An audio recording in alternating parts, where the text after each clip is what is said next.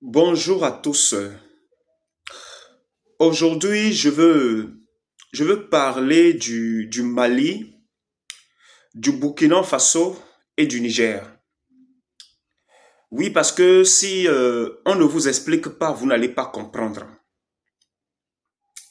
Vous n'allez pas comprendre ce qui se passe en vérité. Lorsqu'on parle du Mali, du Burkina et du Niger, c'est des territoires désormais confisqués par le Seigneur Jésus. Et pourquoi donc ces territoires sont confisqués par le Seigneur Jésus? Bon, lorsqu'on parle du Seigneur Jésus, vous savez tous de qui il s'agit. Le seul et l'unique vrai Dieu s'est fait chair et a accompli l'œuvre de la rédemption qu'est sauver l'homme du péché, sauver l'homme de la mort éternelle. Oui, cette histoire, c'est une réalité et ça s'est produit vraiment il y a de cela 2000 ans. Ce n'est pas un conte de fées, ce n'est pas une histoire que les gens ont inventée pour raconter, pour pouvoir faire endormir le monde. Non, non.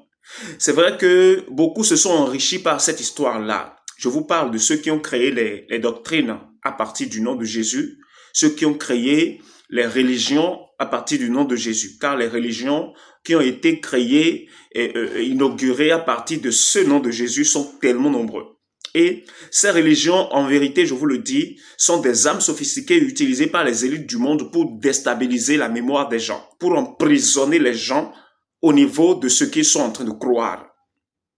Et ceux qui ont compris rapidement, c'est des gens qui se lèvent pour véritablement prendre le dessus sur les persécutions pour se lever et devenir un seul avec le vrai Dieu. Le Seigneur Jésus n'a enseigné nulle part qu'il faut aller nécessairement s'asseoir à un lieu avant de l'adorer, ou aller nécessairement faire partie d'une congrégation avant de porter son nom haut. Non, de bouche à oreille, parle à ton prochain, et ça suffit largement. Bref, aujourd'hui je veux parler du Mali, du Burkina Faso et du Niger. Et vous voyez ces territoires-là, les dirigeants qui sont en train de diriger ces territoires-là aujourd'hui, ça n'a pas été facile pour eux de devenir président respectif de cette nation, de ces nations-là réunies, de ces peuples réunis. Non. Avant que Assimi Goïta ne prenne le pouvoir, le Seigneur Jésus lui-même, dans l'inconscience d'Assimi Goïta, Dieu l'a appelé. Qui peut me dire, lorsque Dieu t'appelle, qui est-ce que tu es pour refuser à l'appel de Dieu? Tu es qui? Tu es qui pour refuser à l'appel de Dieu? Mais personne. Personne ne refuse jamais à l'appel de Dieu. Il y a les gens que Dieu choisit. Il les trimballe par toutes les difficultés pour nécessairement les utiliser. Si tu refuses, tu finiras par accepter parce que c'est le Saint des Saints qui agit. Celui qui détient d'éternité en éternité la souveraineté sur tout. C'est lui qui agit et c'est lui qui opère. Celui-là même que même lorsque l'ennemi se lève pour chercher à nuire à ses œuvres, l'ennemi le fait exactement selon ses planifications. Et c'est celui-là maintenant à qui toi, il t'appelle, tu veux refuser, tu ne pourras pas. Assimi Goïta ne croyait pas. Assimi Goïta ne croyait pas, il ne croyait pas. Il ne croyait pas que ça allait marcher. Il ne croyait pas. Et lorsque les doutes envahissaient son cœur, il recevait les messages. Lorsque les doutes envahissaient son cœur, il y a certaines personnes que le Seigneur suscitait par les nobles du Mali. Lorsque je dis les nobles du Mali, c'est des personnes qui l'entouraient à cette époque, enfin, des gens quand même que lui-même allait consulter, mais sans savoir que c'est le Seigneur qui l'envoyait. Et ça a été une planification de plusieurs mois avant d'être accompli, que Assimi Goïta devient président du Mali. Vous ne savez pas ce qui s'est passé. Moi, je sais tout ce qui s'est passé. Je sais tout ce qui s'est passé, comment cela s'est passé, jusqu'à ce que Assimi Goïta prenne le pouvoir au Mali, je le sais. Ça n'a pas été facile, mais ça a été accompli. Et nous allons parler maintenant du tour du Burkina Faso. Burkina Faso, lorsque ça a été dessiné, et que le Seigneur Jésus s'est levé maintenant pour arracher le sol burkinabé rapidement de la main de Satan, eh bien, ça a été fait. Et Ibrahim Traoré que vous connaissez,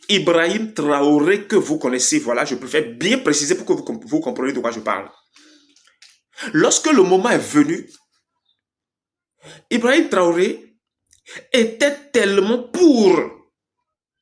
Je vous parle de ses révélations, je vous parle du conseil que sa maman lui donne fréquemment, je vous parle du conseil que certaines personnes qui sont avec lui, qui sont ses meilleurs potes de l'armée, lorsqu'il va chez eux, ce qui sort de leur bouche, dans ses oreilles, ça confirme ce que la voix lui avait dit à la maison. Il n'arrivait plus à comprendre. Il se posait la question, mais comment c'est possible? Mais c'est vrai qu'il y a trop d'injustice dans mon pays. Mais j'entends que les gens le font. Mais dois-je le faire aussi? Est-ce vraiment le Dieu que je sers là, c'est lui qui me parle vraiment ou bien c'est quelqu'un d'autre? Je vais encore me calmer. Et je vais encore me calmer chez Ibrahim Traoré là. Lorsque ses camarades de l'armée l'appellent, regradés comme lui l'appelle, et lui parlent, tout ce que les gens lui disent, c'est leur mécontentement par rapport à celui qui est au pouvoir. C'est leur mécontentement par rapport à des gens qui sont en train d'être tués toujours dans les contrées lointaines des grandes villes là. Leur mécontentement par rapport au fait que les gens ne trouvaient pas à manger dans des endroits lointains. Et c'est ça Ibrahim Traoré s'est enflammé. Car il a été témoin lui-même de beaucoup de choses. Mais si Dieu n'est pas avec toi et que Dieu ne t'a pas choisi, tu ne peux pas te lever et déclarer une guerre contre Satan. Ce n'est pas possible. Qui est cette personne-là sur la terre? Qui peut se lever de lui-même et déclarer une guerre contre Satan? Si ce n'est pas Dieu qui l'a choisi pour l'utiliser et l'accomplir. Vous qui êtes sages, vous savez bien de quoi je parle. Et c'est ainsi, Ibrahim Traoré, un jour, pour parler avec précision, mais je ne vais pas donner la date. C'était un vendredi. C'était un vendredi matin, il s'est levé. Et la voix lui a dit dans le cœur, le mardi prochain qui vient, je te parlerai. Il dit, mais c'est quoi ça? C'est quoi ça? Que se passe-t-il? Je n'ai pas compris. Que se passe-t-il autour de moi? Lorsqu'il allait rencontrer ses camarades de l'armée, on lui dit, nous te soutenons. Tout ce que tu souhaiterais faire, on te soutient. Et c'est comme ça Traoré s'est levé. Le lundi dans la nuit, la voix lui a dit, tu feras ceci, tu feras ceci, tu feras cela. Tu n'as pas le choix, car tu le feras. Car c'est toi que j'ai choisi. Tu le feras. Et je sais que tu le feras. Et ils se sont levés. Ils se sont levés. Et rapidement, ils ont renversé ce président-là, dont je préfère taire le nom. Et lorsqu'ils l'ont renversé, ceux qui étaient ensemble, le nombre qu'ils étaient, parce que un coup d'État ne se fait jamais seul, vous le savez. Le nombre qu'ils étaient, parmi eux, parce qu'Ibrahim Traoré est quelqu'un qui respecte tellement son hiérarchie. Bon, sa hiérarchie, tout ce que vous voulez. Et le nombre qu'ils étaient, il ne voulait pas forcément que ce soit lui le président. Il ne voulait pas. Alors que c'est lui que le Seigneur a choisi. C'est lui que mon père a choisi. Mais lui-même, il ne voulait pas. Il a dit, puisque nous sommes ensemble, nous avons opéré cela, eh bien, décidez-vous de vous-même. Décidez que quelqu'un le devienne. Et ce magouillat-là a été désigné. Et après, lorsque ça continuait, et on découvre que c'est vraiment grave ce qui se passe. Le Seigneur maintenant a commencé à passer par la mère d'Ibrahim Traoré pour lui parler. Regarde tout ce qui s'est passé jusqu'à ce que vous en arriviez là. Mais comment donc ça s'est fait? Et que tu as remis cela à quelqu'un d'autre. Mais pourquoi? Ça devrait être toi. Mais il dit non. C'est vrai que ce qui se passe dans ma nation, je n'ai pas apprécié. Mais ce n'est pas forcément moi qui dois devenir le président. Non, ce n'est pas forcément moi. Les camarades avec lesquels j'étais, beaucoup d'entre eux sont dignes de le devenir. C'est ça qu'on appelle de l'humilité. L'humilité. Écoutez bien. C'est ça là on appelle de l'humilité que Dieu apprécie. Tout ça là, c'est le piège que Dieu lui a tendu. Pour voir si, est-ce que c'est la gloire qu'il va chercher en premier lieu ou la volonté de Dieu. Le Christ que vous, dans les églises, vous êtes en train de jeter, de bafouer, de marcher sur son nom, d'utiliser son nom pour le commerce. Ce même Christ-là. Les gens qui sont les musulmans et que vous les injuriez là, sont en train de faire sa volonté à tout moment. Et sont conscients qu'ils font vraiment la volonté de Dieu. Vous voyez combien de fois c'est pitoyable? Vous voyez combien de fois c'est pitoyable? Le jour où ça s'est passé, et que Ibrahim Traoré, lorsqu'il a commencé à découvrir les horribles choses que ce président-là est en train de commettre, ce militaire au pouvoir est en train de commettre, il s'est enflammé, il s'est mis en colère. Et c'est là même que la puissance que Dieu a mis dans l'être humain a commencé à se manifester. C'est là même que la sagesse, la notion de gestion que Dieu a mis dans l'être humain a commencé à se manifester. Parce qu'il faut que quelque chose se produise pour susciter ce que tu es en vérité en toi. Et Traoré a commencé à voir clair. Et en même temps, les visions commençaient à venir. Comment il doit diriger le pays? Comment ça doit se passer? Comment? Et il s'est levé, il est allé voir le comité. Et tout le monde a accepté. Nous ne voulons plus de lui, c'est de toi nous voulons. Traoré, c'est de toi nous voulons. Décide et nous allons te soutenir car nous te connaissons bien il y a longtemps. Et nous savons que tu es incapable de faire du mal à une petite mouche. Tu es incapable. Mais ce n'est pas lui. C'est une erreur que nous avons commise en le mettant là. Traoré, lorsque tu vas décider, tu verras qu'en vérité, nous, tes camarades de l'armée, nous sommes un seul avec toi. Décide. Et il s'est dit, mais parmi vous, il y a beaucoup qui sont plus haut gradés que moi. Il dit, non, jamais. C'est vrai que nous le sommes. Mais Dieu t'a choisi. Nous n'avons plus de doute, Traoré. Dieu t'a choisi. Et que c'est toi que le Seigneur a choisi. C'est toi que Allah a choisi. La Traoré, décide. Il a dit, bon, puisque vous le dites ainsi, permettez-moi d'aller voir ma maman. Que je discute avec elle et que je reviens. Traoré est parti voir sa mère. Et sa maman lui a parlé en même temps de la révélation qu'elle obtenait dans la nuit passée. Mais Traoré n'avait pas passé la nuit là à côté de sa maman. Je préfère garder cette révélation-là pour moi, pour ne pas vous le communiquer. Et ainsi, l'homme est sûr maintenant de lui. Il est sûr maintenant de lui. Et il sait maintenant que rien ne peut l'empêcher, rien. Et il sait aussi que le fait qu'il veut devenir le nouveau président de la République du Burkina Faso n'est pas sa volonté, que c'est la volonté de Dieu qu'il sait. Et Traoré s'est donné à sa corps et âme. Et c'est le résultat que vous voyez aujourd'hui. C'est le résultat que vous voyez aujourd'hui. C'est le résultat que vous voyez aujourd'hui. Pensez-vous que le fait que les coups d'État ont déjoué, c'est Traoré lui-même qui fait quelque chose? Non, non.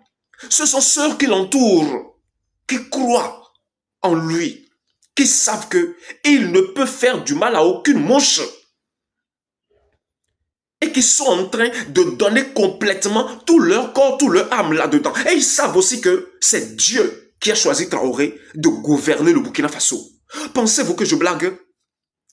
Pensez-vous que nous blaguons? Je vais vous raconter, je vais vous dire quelque chose en fait sur le Burkina Faso, le Mali et le Niger. Parce que si on ne vous le dit pas, vous n'allez pas pouvoir comprendre. Et je veux que vous compreniez. Et lorsque Traoré est devenu président, le Seigneur Jésus était content. Tellement content. Il était tellement heureux. Il dit, moi, maintenant il reste le grand Niger. Le grand Niger. Il reste le bulldozer Niger qu'il faut changer aussi. Et c'est comme ça. Cet homme que vous appelez Tiani, vous savez les preuves qu'il a eues dans le passé. Vous savez les résultats qu'il a eu dans le passé, le nombre de fois que le Seigneur Jésus lui-même l'a mis dans de nombreuses tentations, mais il a tout fait pour s'en sortir. Il a prouvé son honnêteté à Dieu. Tiani que vous voyez, Tiani. Son honnêteté, il a promis, il a, comment le dire, hein? Il a démontré à tous les niveaux, à tous les sens.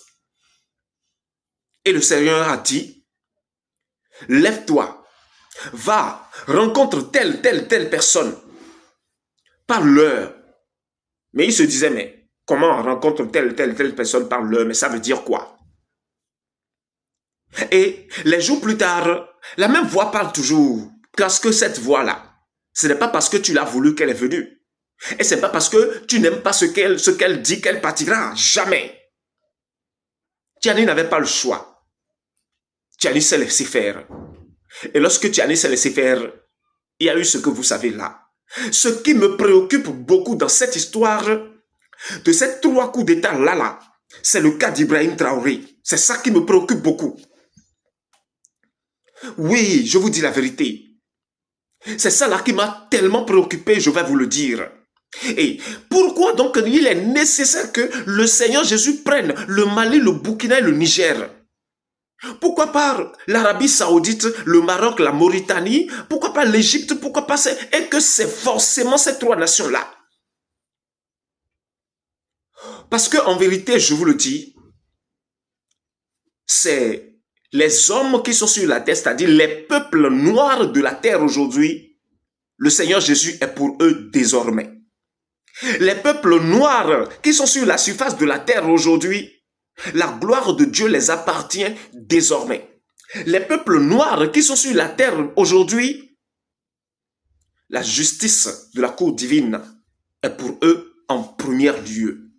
Mais si cela doit en être ainsi, pourquoi le Seigneur n'a pas choisi donc Congo? Pourquoi il n'a pas choisi donc Gabon, Ghana, tout ça? Pourquoi il n'a pas choisi ces territoires-là? Pourquoi il n'a pas choisi en premier lieu de commencer par ces pays enclavés dans l'Afrique centrale et tout ça là? Pourquoi? Et que c'est forcément le Niger, le Mali et le Burkina Faso. Parce que il y a quelque chose qui doit être accompli, qu'on appelle les prophéties. Et qu'est-ce que les anciens prophètes disaient? Pendant les derniers temps, lorsque la colère de Dieu se répandra sur toutes choses, les lieux auparavant arides, les terres auparavant arides, porteront de feuilles, porteront de fleurs gigantesques. La verdure paraîtra. Il n'y a pas déjà la verdure au Congo? Il n'y a pas déjà la verdure en Côte d'Ivoire? Il n'y a pas déjà la verdure au Bénin? Mais est-ce qu'il y en a au Niger? Mais est-ce qu'il y en a au Mali? Dites-moi la vérité, est-ce qu'il y en a?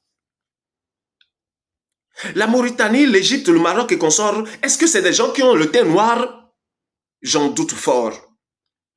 J'en doute beaucoup. Même parmi tous les pays qui sont en Afrique et qui sont au niveau du désert, parmi les pays qui sont en Afrique, qui sont au niveau du désert, lesquels sont les plus pauvres? Allez-vous me parler du Soudan? Allez-vous me parler de l'Éthiopie? Non, ce ne sont pas ces nations-là. C'est le Mali, c'est le Burkina Faso et c'est le Niger. Ce sont ces nations les plus pauvres, les plus démunies de la planète. Ce sont eux. Et qu'est-ce que le Seigneur donc vous dit? Qu'est-ce que donc ce que la prophétie a dit? Fils de l'homme, regarde, les morts qui sont là, ils doivent revenir à la vie. Et aussitôt que la parole a été prononcée, on a constaté que les ossements, les squelettes de ces morts-là se sont levés en même temps. Et la chair a commencé à apparaître, à quitter les endroits pour commencer à venir et ils sont devenus les hommes vivants. Et marchent et parlent. C'est la gloire de Dieu. Cette prophétie doit s'accomplir. Ça veut dire quoi? Parce que c'est une prophétie. Ne veut pas dire que tel que vos pasteurs vous l'expliquent. Non, jamais, je suis désolé. Ça veut dire que la promesse que Dieu a faite à son peuple, lorsqu'il voudra le réaliser, le lieu là même où tout le monde rejette, où il n'y a même plus de vie, il n'y a même plus d'espoir de survie. Et tout le monde comprend déjà que ces lieux sont déjà démunis, sont déjà détruits, sont déjà finis et que rien ne peut plus jamais s'opposer pour que ces lieux puissent véritablement lever la tête pour chercher à rivaliser avec ceux qui se sont déjà nourris, fatigués.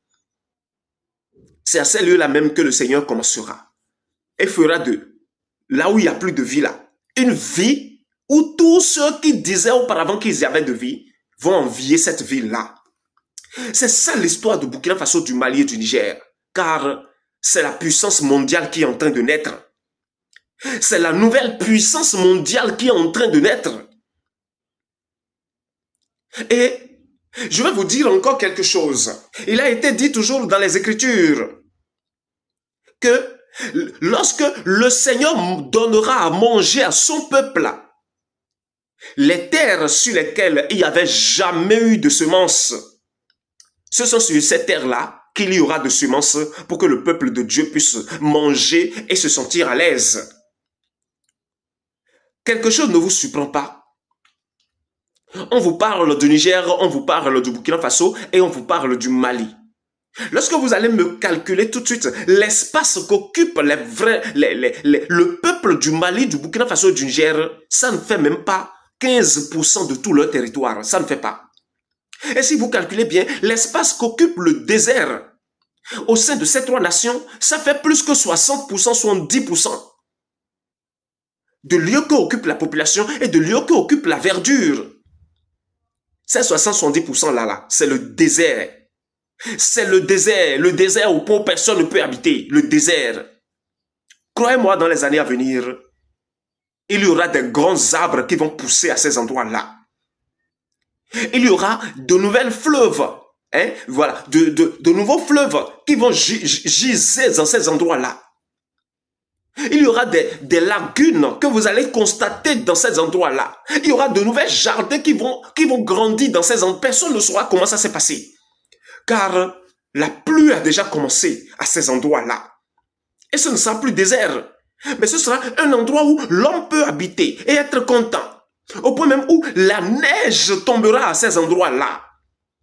Et toute la vie que vous constatez aujourd'hui en Europe occidentale, ça reviendra à ces endroits-là. Je ne blague pas, je vous dis exactement le plan de mon père. Ça se passera.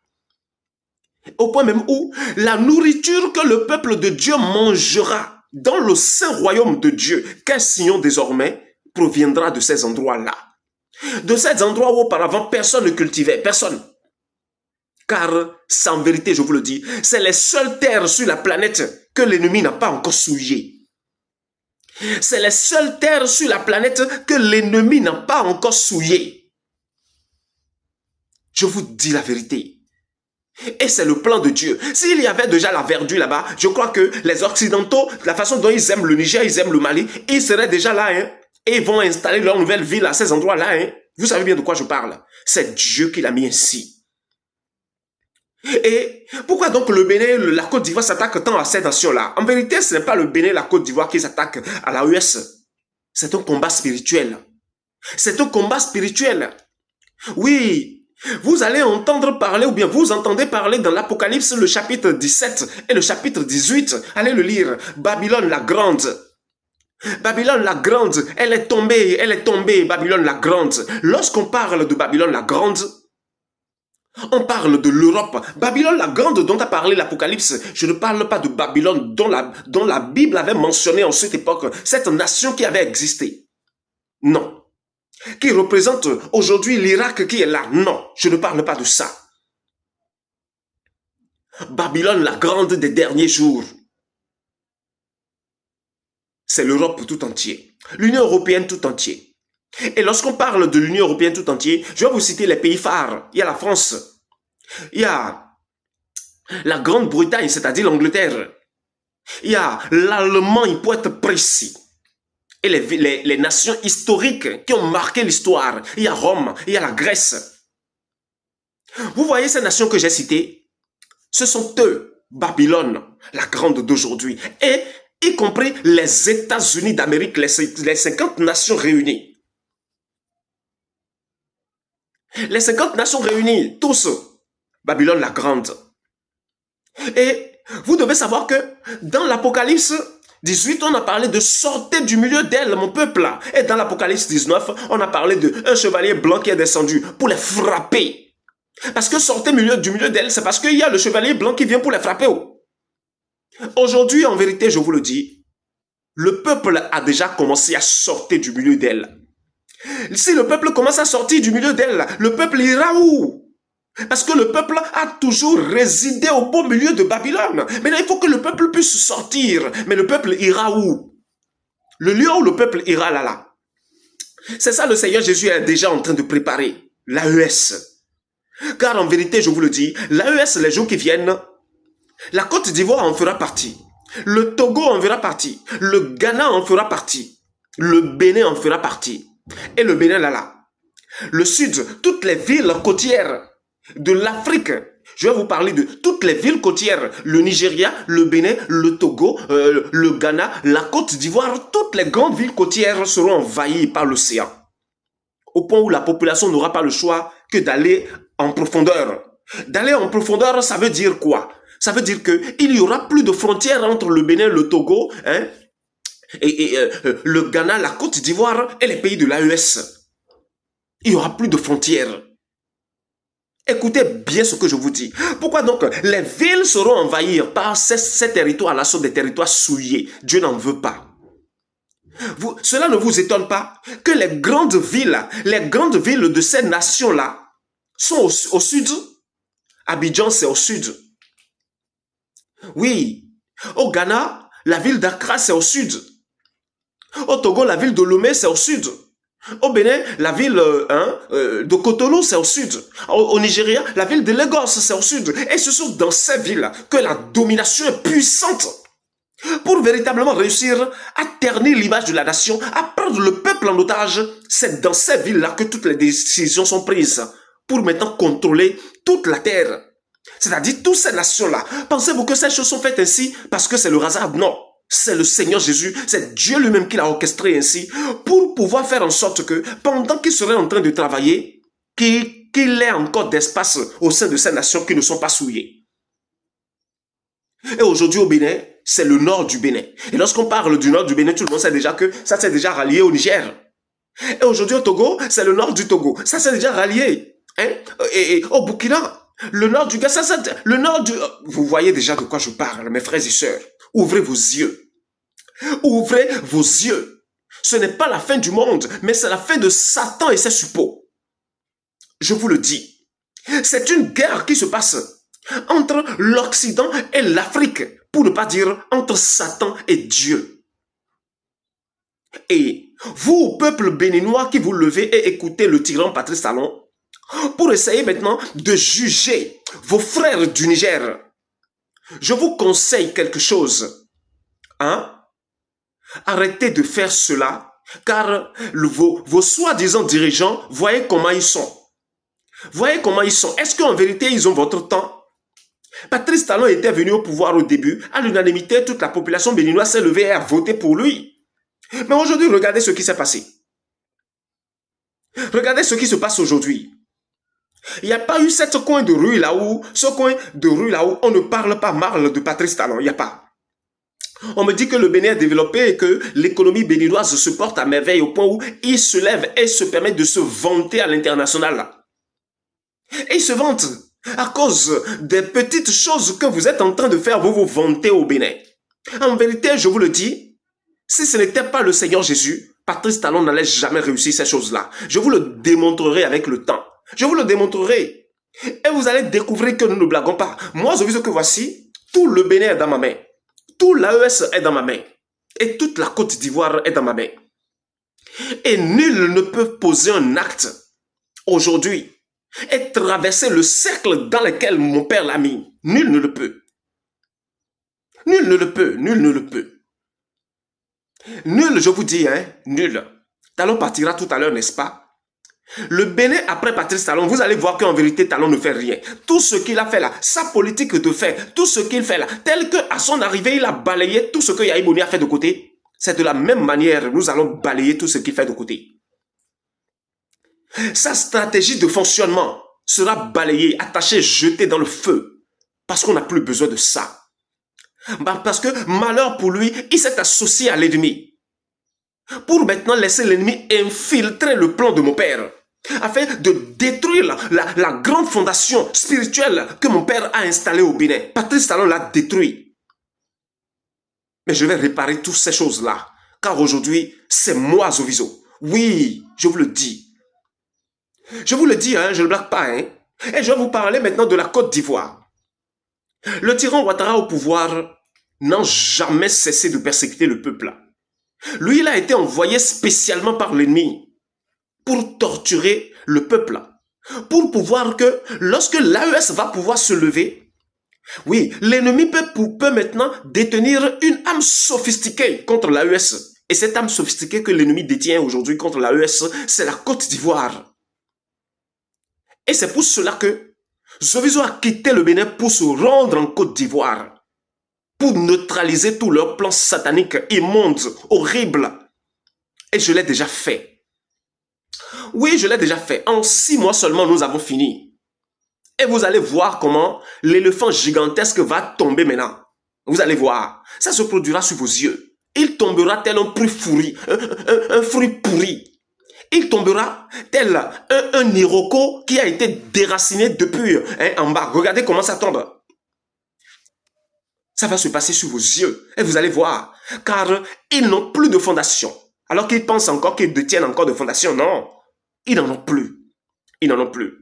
Et ce sont leurs pires ennemis. Leur pire ennemi, je vous dirais, qui viendra tout à l'heure les balayer en association, en complicité avec leur meilleur ami. Vous allez voir ce qui va se passer. Lorsque Dieu se lève contre toi, qui peut te sauver? Lorsque Dieu lui-même se lève contre toi, qui peut te sauver? Qui peut véritablement te venir en aide? C'est plutôt Satan qui va se lever contre toi et Dieu pourra te venir en aide. Ceux qui sont sages comprennent ce que je dis. L'AES que vous voyez, le Niger avec précision, tout à l'heure, la technologie qui dégagera de là n'aurait rien à voir du tout avec la technologie de Babylone. Parce que lorsque je parle de Babylone, je vous l'ai déjà dit, je parle des États-Unis et l'Europe tout entière réunie. Et c'est par là maintenant nous allons commencer à les vaincre. Nous allons commencer à les vaincre. Toi, Ivoirien qui se lève, qui te tape la poitrine, qui te lève pour menacer tes frères et sœurs de l'AES, commence à réfléchir. Ne laisse pas un missionnaire de Satan te hanter la tête pour que tu sois coincé. Parce que ceux qui commettent les péchés contre Dieu, Dieu leur pardonne toujours. Mais ceux qui se rebellent contre lui ne les pardonne pas. Commettre un péché, c'est différent de se rebeller. Commettre un péché, c'est que lorsque le Seigneur te donne tes limites, lorsque le Seigneur t'empêche de faire ceci, tu vas le faire. Lorsqu'il te dit, mais lorsque tu fais ceci, ce n'est plus bon que moi, Seigneur, je sois encore avec toi, que tu vas le faire, c'est commettre un péché, ça. Pour créer l'éloignement de Dieu envers toi. Mais se rebeller contre Dieu, c'est se lever pour décider de devenir l'ennemi de Dieu. Tu seras frappé. Je vous le déconseille, tu seras frappé. Aucun peuple de Côte d'Ivoire, aucun citoyen de Côte d'Ivoire n'est ennemi de Dieu. Je précise. Tous ceux qui ont une origine ivoirienne, aucun de vous n'est ennemi de Dieu. Je le précise encore une dernière fois. Tous ceux qui sont nés sur le sol ivoirien ou sur le sol étranger, mais qui sont d'origine ivoirienne, aucun de vous n'est ennemi de Dieu. Le Seigneur Jésus ne vous considère pas comme son ennemi, mais il considère ceux qui ont infiltré la maison et qui sont devenus rebelles pour disperser le troupeau. Il est ennemi de ceux-là. Il va les briser un à un. Et croyez-moi, ce travail, c'est moi, Zoviso, qui le fait. Aujourd'hui, en Côte d'Ivoire, il y a les membres de la Hezbollah qui sont en Côte d'Ivoire beaucoup. Et je vais parler d'eux. Beaucoup ont fui et ont quitté, comment vous appelez ce territoire-là. La Palestine, qui n'est pas reconnue par les méchants du monde, ils se sont levés. Beaucoup aujourd'hui sont en Côte d'Ivoire. Elles sont devenues ivoiriens. Non pas parce qu'ils se sont levés de leur plein gré, mais l'ennemi l'a voulu ainsi.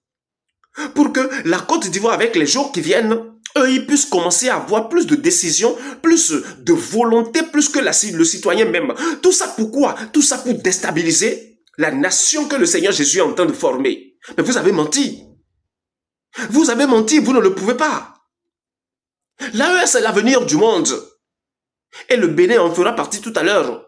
Le Togo en fera partie tout à l'heure. Le Ghana n'aura pas le choix, car les présidents qui sont au sein de ces nations-là déjà, le Seigneur a déjà envoyé sa verge de fer envers eux pour les récupérer. Ceux qui refuseront seront châtiés, humiliés publiquement, et vous le verrez. Car, en vérité, je vous le dis, les promesses que Dieu a faites à son peuple doivent pouvoir être accomplies. Ainsi, ne vous levez plus contre ces nations de l'AES. Car, Assimi Goïta que vous voyez là, Vous le verrez encore et encore et encore. Vous le verrez, hein, vous le verrez tellement. Vous le verrez tellement. Et à chaque instant que vous le verrez, il y aura toujours une nouvelle chose qu'il révélera. Ibrahim Traoré que vous connaissez là, vous qui vous levez contre lui, vous le verrez encore et encore et encore. Et à chaque fois que vous le verrez, il prononcera encore des propos qui vous choquera beaucoup. Il posera encore des actes qui causeront vos humiliations publiques. Parce que vous n'avez pas le choix. Vous êtes déjà dans un cercle, au point même où bouger un petit pas. Si moi, je ne l'orchestre pas, vous ne pourrez pas. Mais vous ignorez. Vous ignorez. Pendant que l'AES deviendra fleuri, l'Occident deviendra désert. Oui, le Royaume-Uni deviendra désert. La France deviendra désert. Les États-Unis deviendront déserts, arides. Les grands édifices qu'ils ont là-bas deviendront sans habitation. N'allez pas imaginer que c'est faux ce que je dis. N'allez pas imaginer que je suis en train d'halluciner ou je suis en train de parler parce que j'ai voulu enlever le vent de ma bouche. N'allez pas imaginer ces choses. Je vous dis ce qui est concret, ce qui est vrai, ce qui se produira, ce qui se produit même déjà. Vous allez grincer les dents et vous ne pourrez rien faire. Quelqu'un a parlé au Bénin. Vous allez beau en souffrir, mais vous ne pourrez rien faire. Patrice Talon. Vous allez beau en souffrir, mais vous ne pourrez rien faire. Moi, je ne veux pas parler ainsi. Vous allez grincer les dents. Oui. Vous allez grincer les dents parce que c'est les prophéties qui s'accomplissent, je vous l'ai dit. Et je vais vous rappeler la prophétie dont il s'agit. Le royaume des cieux est semblable à un champ, à un maître, à un grand patron qui possède son champ, a envoyé ses serviteurs là-dedans. Allez me semer de la bonne semence. Ils sont partis le faire. Et des jours plus tard, ils sont repartis dans le champ, voir comment la semence est en train de porter. Ils ont découvert que, à côté des bonnes semences, il y a de l'ivraie qui a été semé. Et que l'ivraie est en train de pousser rapidement plus que la bonne semence.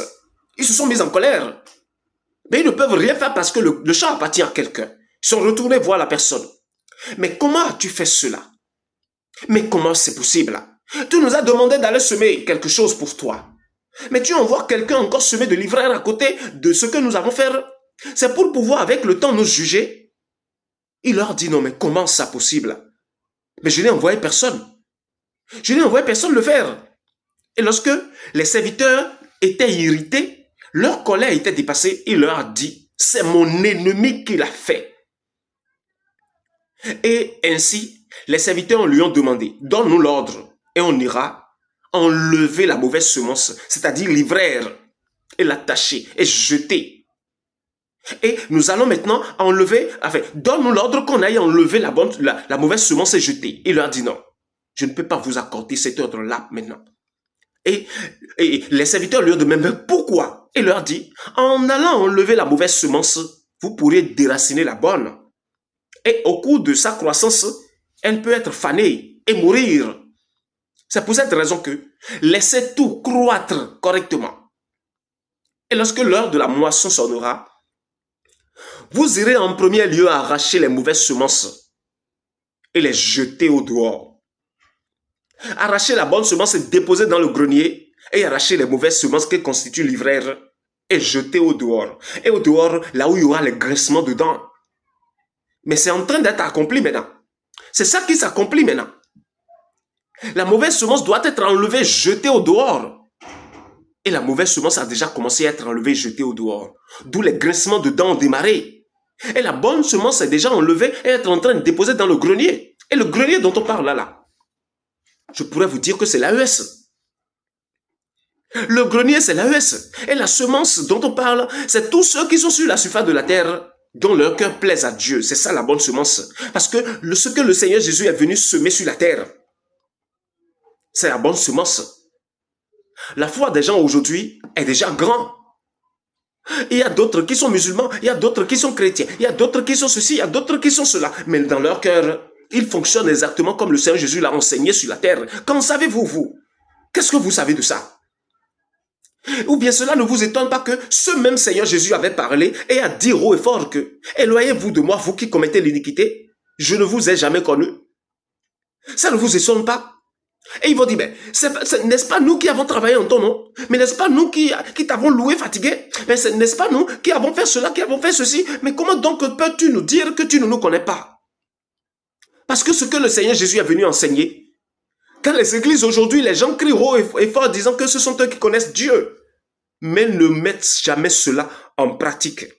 Allez voir comment les musulmans fonctionnent.